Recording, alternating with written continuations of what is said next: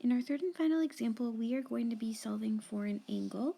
The first thing that we need to do is label our triangle. Since this is the angle that we're trying to find, the side across from it will be the opposite. We do know that the longest side, the side across from the right angle, is the hypotenuse. I'm not actually going to keep that labeled because I know that the sides that I label is how I'm going to find my formula.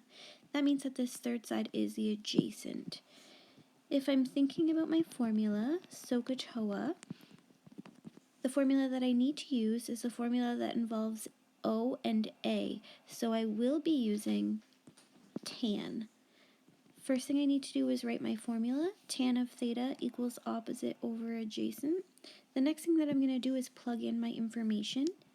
Tan of, here I have the option of leaving it as theta or changing it to an x. It does not really matter what you do.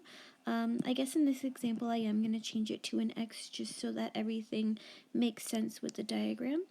The next thing that I'm going to do is plug in my opposite, which is 3, and my adjacent, which is 4.